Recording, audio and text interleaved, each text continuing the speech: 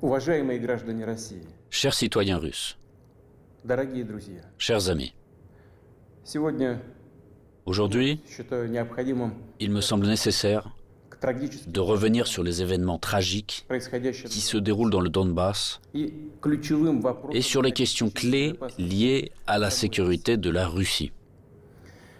Начну с того, о чем говорил. Je vais commencer par ce que j'ai dit dans mon discours du 21 février de cette année. Речь о том, что вызывает у нас Je me réfère à ce qui nous préoccupe particulièrement, о тех à savoir les menaces fondamentales que font peser sur notre pays de manière démesurée et arrogante, pas à pas, année après année, les hommes politiques occidentaux irresponsables. Il s'agit de l'expansion de l'OTAN vers l'Est, du fait que ces infrastructures militaires s'approchent des frontières de la Russie. On sait très bien que depuis 30 ans, nous nous efforçons, avec persistance et patience, de parvenir à un accord avec les principaux pays de l'OTAN sur les principes de sécurité égale et indivisible en Europe. En réponse à nos propositions, ça n'a toujours été que soit des tromperies et des mensonges cyniques, ou des tentatives de pression et de chantage, alors que l'Alliance Atlantique, malgré toutes nos protestations et préoccupations, ne cesse de s'élargir. La machine de guerre est en marche, et, je le répète, elle s'approche très près de nos frontières. Pourquoi tout cela arrive-t-il? Pourquoi cette attitude arrogante consistant à parler dans l'optique de sa propre exclusivité, infaillibilité et permissivité? D'où vient cette attitude indifférente et dédaigneuse à l'égard de nos intérêts et de nos demandes absolument légitimes? La réponse est claire. Tout est clair et évident. L'Union soviétique s'est affaiblie à la fin des années 80, puis elle s'est effondrée. Tout ce qui s'est passé à l'époque est une bonne leçon pour nous aujourd'hui. Cela a mis en exergue que la paralysie du pouvoir et de la volonté est le premier pas vers la dégradation complète et l'oubli. Dès que nous avons perdu notre confiance en nous-mêmes, un certain temps, l'équilibre des pouvoirs dans le monde a été rompu. Cela a conduit à une situation où les traités et accords existants ne sont plus réellement en vigueur. La persuasion et les demandes n'ont aucun effet. Tout ce qui ne convient pas aux détenteurs de l'hégémonie, aux grands de ce monde, est qualifié d'archaïque, obsolète et inutile. Et inversement, tout ce qui leur semble avantageux est présenté comme la vérité ultime, est imposé à tout prix, de manière insolente, par tous les moyens. Ceux qui ne sont pas d'accord finissent à genoux.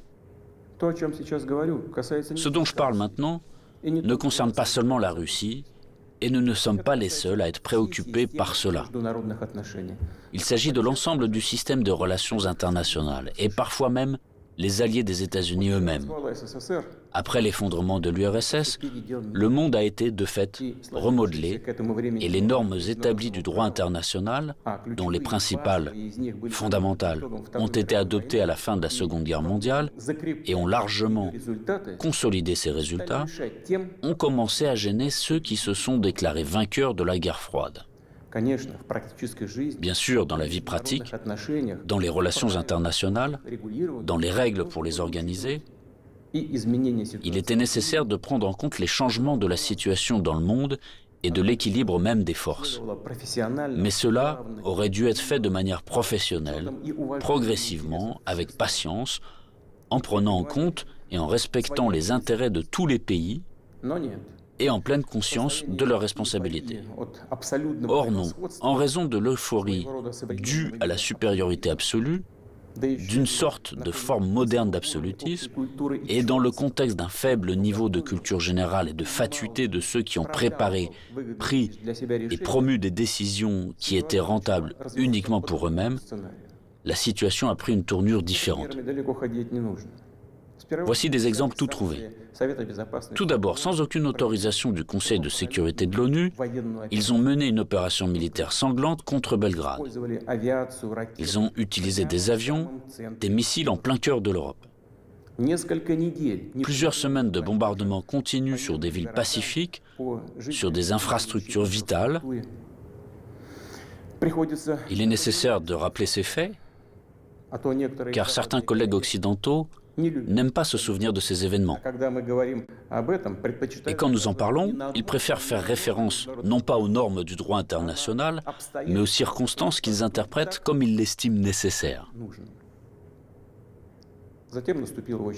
Puis est venu le tour de l'Irak, de la Libye et de la Syrie.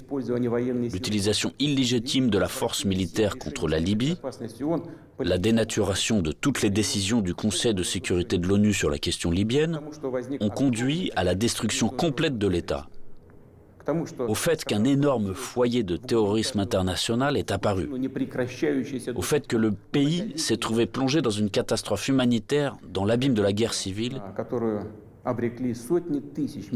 qui a duré plusieurs années et se poursuit encore, la tragédie à laquelle des centaines de milliers, des millions de personnes ont été condamnées, non seulement en Libye, mais dans toute cette région, a provoqué un exode migratoire massif de l'Afrique du Nord et du Moyen-Orient vers l'Europe.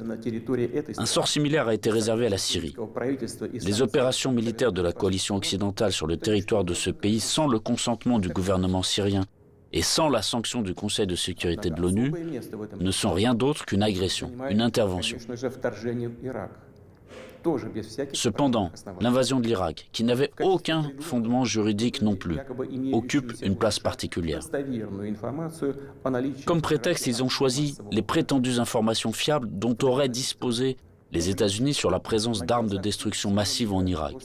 Pour preuve, le secrétaire d'État américain agitait publiquement devant le monde entier un tube rempli de poudre blanche assurant tout le monde qu'il s'agissait d'une arme chimique en cours de développement en Irak. Et puis il s'est avéré que tout cela était une manipulation, du bluff. Il n'y avait pas d'armes chimiques en Irak. C'est incroyable, surprenant, mais le fait est là. Il y a eu des mensonges au plus haut niveau étatique et du haut de la tribune de l'ONU. Et en conséquence de cela, il y a eu des sacrifices énormes, des destructions, une progression incroyable de terrorisme. En fait, on a l'impression que pratiquement partout, dans de nombreuses régions dans le monde, là où l'Occident vient mettre en place son ordre, cela se termine en blessures sanglantes qui ne cicatrisent pas, en plaies que sont le terrorisme international et l'extrémisme. Tout ce que j'ai évoqué en est l'exemple le plus flagrant, mais ce n'est en aucun cas le seul exemple du mépris du droit international. S'ajoutent à cela les promesses faites à notre pays de ne pas étendre l'OTAN d'un pouce vers l'Est. Je le répète, ils ont menti, ou en termes populaires, ils nous ont tout simplement arnaqués. Oui, on entend souvent dire que la politique est quelque chose de sale, peut-être, mais quand même pas à ce niveau-là. Après tout, un tel comportement de tricheur contredit non seulement les principes des relations internationales, mais surtout les normes de moralité et d'éthique généralement reconnues. Où sont la justice et la vérité ici? Ce ne sont que des mensonges et de l'hypocrisie. Par ailleurs, des hommes politiques, des politologues et des journalistes américains eux-mêmes écrivent et parlent du fait qu'un véritable empire du mensonge a été créé aux États-Unis ces dernières années. Difficile de ne pas être d'accord avec ça, c'est ainsi. Mais il ne faut pas jouer les modestes. Les États-Unis restent un grand pays, une puissance avec un rôle moteur. Tous leurs satellites non seulement leur donnent raison, avec résignation et humilité, ils se joignent à leur rhétorique pour n'importe quelle raison, mais ils copient également leur comportement. Ils acceptent avec enthousiasme les règles proposées. Par conséquent, nous avons toutes les raisons d'affirmer avec certitude que l'ensemble de ce qu'on appelle le bloc occidental, formé par les États-Unis à leur image, est, dans cet ensemble, cet empire du mensonge.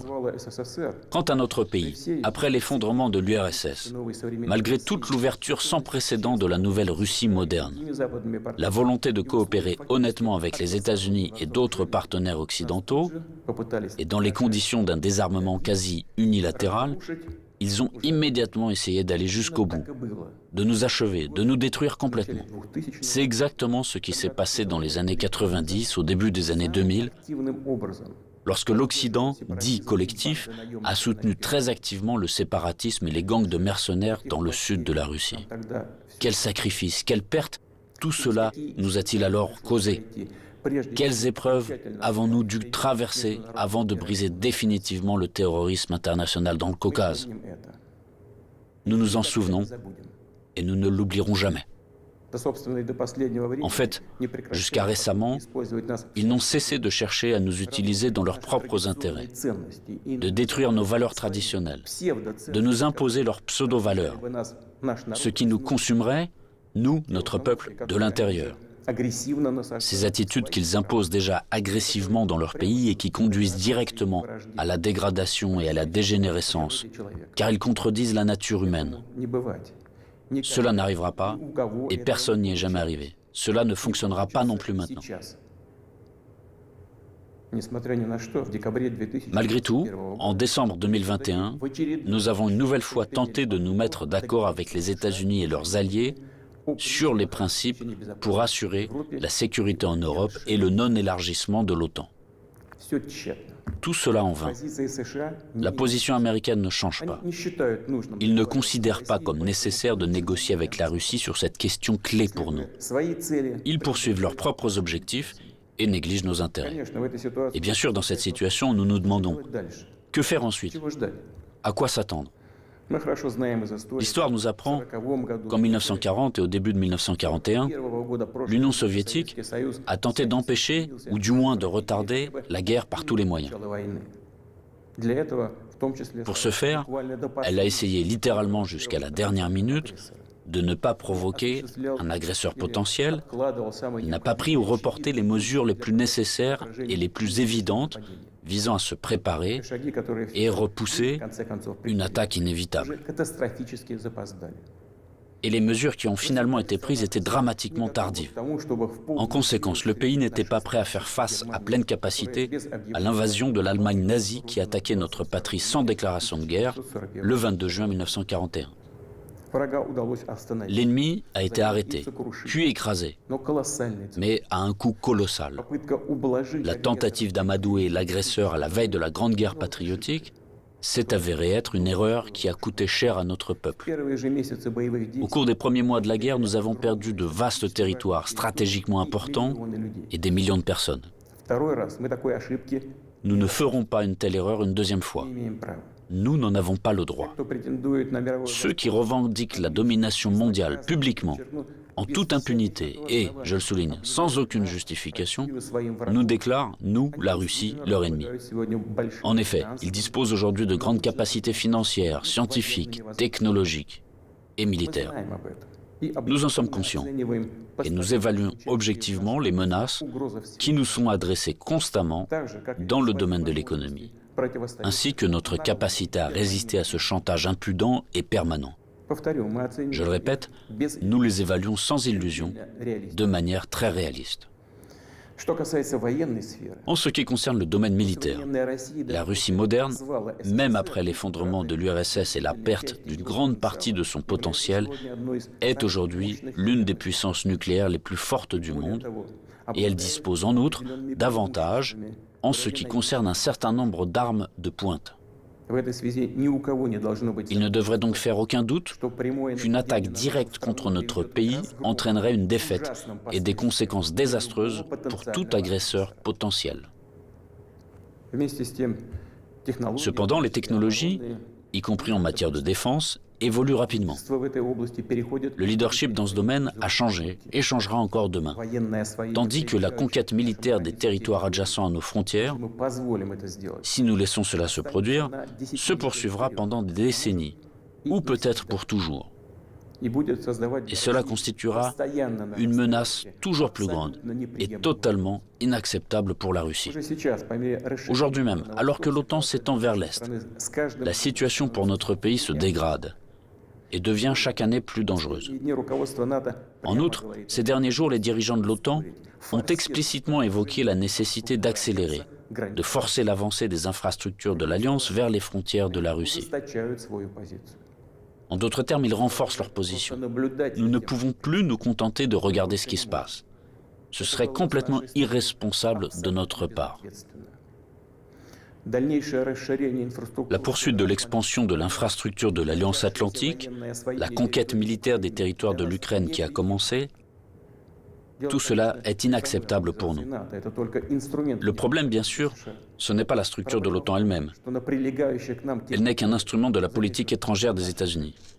Le problème est que sur les territoires qui nous sont adjacents, je vous le fais remarquer, sur nos propres territoires historiques, une anti-Russie est en train d'être créée, qui a été placée sous un contrôle extérieur total, qui est colonisée de manière active par les forces armées des pays de l'OTAN, et où il y a un afflux d'armes les plus modernes. Pour les États-Unis et leurs alliés, il s'agit de ce qui est qualifié de politique de dissuasion de la Russie, de dividendes géopolitiques évidents. Et pour notre pays, c'est finalement une question de vie ou de mort. La question de notre avenir historique en tant que peuple. Ce n'est pas une exagération, c'est la vérité. C'est une menace réelle, non seulement pour nos intérêts, mais pour l'existence même de notre État, pour sa souveraineté. C'est cette même ligne rouge dont on a parlé à plusieurs reprises. Ils l'ont franchie. Par conséquent, il faut parler de la situation dans le Donbass. Nous voyons que les forces qui ont effectué un coup d'État en Ukraine en 2014 ont pris le pouvoir et le conservent, de fait, à l'aide de procédures électorales décoratives et ont finalement renoncé à un règlement pacifique du conflit. Pendant 8 années infiniment longues, nous avons fait tout notre possible pour que la situation soit résolue par des moyens pacifiques et politiques. Tout cela en vain. Comme je l'ai dit dans mon précédent discours, on ne peut pas regarder sans compassion ce qui se passe là-bas. Il n'était tout simplement plus possible de supporter tout cela. Il était nécessaire de mettre fin immédiatement à ce cauchemar, au génocide des millions de personnes qui y vivent, dont le seul espoir est la Russie, dont le seul espoir est en nous. Ce sont ces aspirations, ces sentiments, la douleur des gens qui ont été pour nous le principal motif pour décider de reconnaître les républiques populaires du Donbass. Voilà ce qui me paraît important de souligner davantage. Les principaux pays de l'OTAN, pour parvenir à leurs propres objectifs, soutiennent en Ukraine les nationalistes extrêmes et les néo-nazis, qui à leur tour ne pardonneront jamais aux Criméens, aux habitants de Sébastopol, leur libre choix, à savoir la réunification avec la Russie. Bien sûr, ils iront en Crimée, tout comme dans le Donbass, portant la guerre, afin de tuer, tout comme les punisseurs des gangs de nationalistes ukrainiens, complices d'Hitler pendant la Grande Guerre patriotique, qui massacraient des personnes sans défense. Et ils déclarent aussi ouvertement revendiquer un certain nombre d'autres territoires russes. Tout le cours des événements et l'analyse des informations reçues montrent que l'affrontement de la Russie avec ses forces est inévitable. Ce n'est qu'une question de temps. Ils se préparent, ils attendent le moment favorable. Maintenant, ils revendiquent également la possession d'armes nucléaires. Nous ne laisserons pas faire ça. Comme je l'ai déjà mentionné auparavant, après l'effondrement de l'URSS, la Russie a accepté de nouvelles réalités géopolitiques. Nous respectons et nous traiterons avec respect tous les pays nouvellement formés dans l'espace post-soviétique. Nous respectons et respecterons leur souveraineté, comme en témoigne l'aide que nous avons apportée au Kazakhstan qui a fait face à des événements tragiques et à un défi lancé à son statut d'État et à son intégrité. Mais la Russie ne peut pas se sentir en sécurité, se développer, exister avec une menace constante venant du territoire de l'Ukraine contemporaine. Je rappelle que dans les années 2000-2005, nous avons riposté militairement aux terroristes du Caucase, défendu l'intégrité de notre État, préservé la Russie. En 2014, nous avons soutenu les Criméens et les résidents de Sébastopol. En 2015, nous avons utilisé les forces armées pour mettre un obstacle sûr à l'infiltration de terroristes de Syrie en Russie. Nous n'avions pas d'autre moyen de nous protéger. La même chose se produit à l'heure actuelle. On ne nous a tout simplement pas laissé d'autres possibilités de protéger la Russie, notre peuple, à l'exception de celles que nous devrons utiliser aujourd'hui. Les circonstances exigent que nous prenions des mesures décisives et immédiates. Les républiques populaires du Donbass ont demandé de l'aide à la Russie.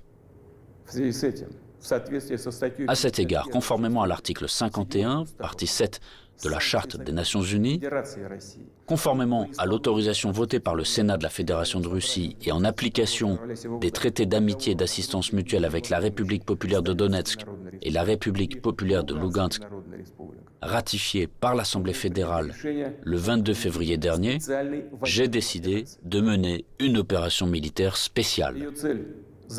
Son objectif est de protéger les personnes qui souffrent des abus et du génocide de la part du régime de Kiev depuis 8 ans. À cette fin, nous nous efforcerons de démilitariser et de dénazifier l'Ukraine et de poursuivre en justice ceux qui ont commis des crimes nombreux et sanglants contre des civils, y compris des citoyens de la Fédération de Russie. Dans le même temps, nous ne planifions pas d'occuper des territoires ukrainiens. Nous n'avons pas l'intention d'imposer quoi que ce soit à qui que ce soit par la force. Cependant, nous entendons de plus en plus souvent dire en Occident que les documents signés par le régime totalitaire soviétique qui instaurèrent les résultats de la Seconde Guerre mondiale ne devraient plus être appliqués. Eh bien, quelle est la réponse à cette question? Les résultats de la Seconde Guerre mondiale sont sacrés, tout comme les sacrifices de notre peuple sur l'autel de la victoire sur le nazisme. Et cela ne contredit pas les hautes valeurs des droits de l'homme et des libertés fondées sur les réalités de toutes les décennies d'après-guerre. Cela n'annule pas non plus le droit des peuples à l'autodétermination stipulé par l'article 1er de la Charte des Nations Unies. Je tiens à vous rappeler que ni lors de la création de l'URSS, ni après la Seconde Guerre mondiale, personne n'a jamais demandé aux habitants de certains territoires faisant partie de l'Ukraine d'alors comment ils voulaient eux-mêmes organiser leur vie. Notre politique est fondée sur la liberté de choix, permettant à chacun de déterminer en toute indépendance son propre avenir et celui de ses enfants. Et nous considérons qu'il est important que ce droit, le droit de faire son choix, puisse être exercé par tous les peuples vivant sur le territoire de l'Ukraine contemporaine, par tous ceux qui le souhaitent. À cet égard, je m'adresse également aux citoyens ukrainiens. En 2014, la Russie a été obligée de protéger les habitants de Crimée et de Sébastopol de ceux que vous traitez vous-même de nazis. Les habitants de Crimée et de Sébastopol ont choisi de rejoindre leur patrie historique, la Russie, et nous l'avons soutenu. Je le répète, il était tout simplement impossible de faire autrement. Les événements d'aujourd'hui ne sont pas liés à la volonté de porter atteinte aux intérêts de l'Ukraine et du peuple ukrainien. Ils sont liés à la nécessité de protéger la Russie elle-même contre ceux qui ont pris l'Ukraine en otage et tentent de l'utiliser contre notre pays et son peuple. Je le répète, nos actions relèvent de l'autodéfense, contre les menaces qui pèsent sur nous et contre un désastre encore plus grave que celui d'aujourd'hui. Aussi difficile que cela puisse être, je vous demande de le comprendre et je vous appelle à la coopération pour tourner au plus vite cette page tragique et avancer ensemble, pour ne permettre à personne de s'immiscer dans nos affaires, dans nos relations, mais les développer de manière indépendante, afin que cela réunisse les conditions nécessaires à la résolution de tous les problèmes et, malgré l'existence de frontières entre les États, nous renforcerait de l'intérieur comme si nous ne formions qu'un. Je crois en cela. Je crois que tel est notre avenir. Je dois également m'adresser aux militaires des forces armées ukrainiennes. Chers camarades, ce n'est pas pour que les néo-nazis d'aujourd'hui prennent le pouvoir en Ukraine que vos pères, vos grands-pères, vos arrière-grands-pères se sont battus contre les nazis en défendant notre patrie commune. Vous avez prêté serment d'allégeance au peuple ukrainien et non à la junte hostile au peuple qui pille l'Ukraine et persécute ce même peuple. Ne suivez pas ces ordres criminels. Je vous exhorte à déposer les armes immédiatement et à rentrer chez vous. Je tiens à le préciser, tous les militaires de l'armée ukrainienne qui obéissent à cette exigence pourront librement quitter la zone des hostilités et retourner auprès de leur famille. Une fois de plus, j'insiste fortement. Toute responsabilité pour une éventuelle effusion de sang reposera entièrement sur la conscience du régime au pouvoir sur le territoire de l'Ukraine. Maintenant, quelques mots importants, très importants, pour ceux qui seraient tentés de s'ingérer dans les événements en cours.